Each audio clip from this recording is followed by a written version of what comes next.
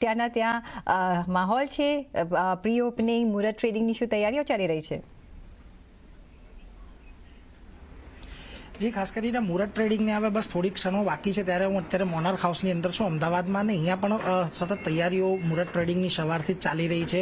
જ્યારથી અમે પહોંચ્યા છે ત્યારથી સતત અહીંયા ફોન રણકી રહ્યા છે, લોકો પૂછી રહ્યા છે કે આજના દિવસે મુહૂર્તને ખાસ કરીને ક્યાં રોકાણ કરવાનું રહેશે, કારણ કે આપણે જોયું છે કે બજારની અંદર જે છેલ્લા 2-3 દિવસની અંદર પરિણામો આવ્યા છે, એ પરિણામો આવ્યા બાદ એક સારી તેજી પણ આપણને બજારની અંદર જોવા મળી છે. એટલે અહીંયાથી પણ હવે આપણે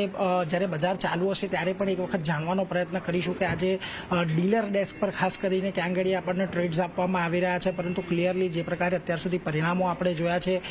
બજારની અંદર એક સારી ખરીદદારી તો આપણને રહેતી જોવા મળી છે. પ્લસ બીજી વાત અહીંયાથી એ પણ છે કે આજના દિવસે જે પ્રકારે મુહૂર્ત ટ્રેડિંગની અંદર દરેક રોકાણકારો હોય છે કે ટ્રેડર્સ હોય છે તેઓ ટ્રાય કરતા હોય છે અહીંયાથી મોટે ભાગે કે આજના દિવસે કોઈક સારો સોદો મળે, અને બજારની અંદર પણ આજનું સેટઅપ એવું છે, આપણને વૈશ્વિક સેટઅપ પણ એવું મળી રહ્યું છે કે આજે બજારમાં થોડીક તેજી આગળ વધતી જોવા મળે, અને કદાચ નિફ્ટી આજે કેશના લેવલ પર 26,000ની ઉપર પણ જાય એવા એક સંકેતો છે. એટલે રોકાણકારોની અંદર પણ ઉત્સાહ છે, ટ્રેડર્સમાં પણ આ જે ક્યુરિયોસિટી છે, અને અહીંયા મોનાર્કની ટીમ પણ ડીલર ડેસ્ક પણ અહીંયાથી તૈયાર છે, ને આપણે પણ તૈયાર છીએ આજના દિવસે મુહૂર્ત ટ્રેડિંગ માટે. તો ખાસ કરીને બસ હવે જોવાનું એ છે બજારની શરૂઆત આજના દિવસે આપણને કેવી જોવા મળે છે. બાકી સેટઅપ તો આપણને જેમ બધા આપણા એક્સપર્ટોએ પણ કહ્યું અહીંયાથી આજના દિવસે અને આગળ પણ એક મીડિયમ ટર્મ સેટઅપ આપણને પોઝિટિવ થતું જોવા મળી શકે છે.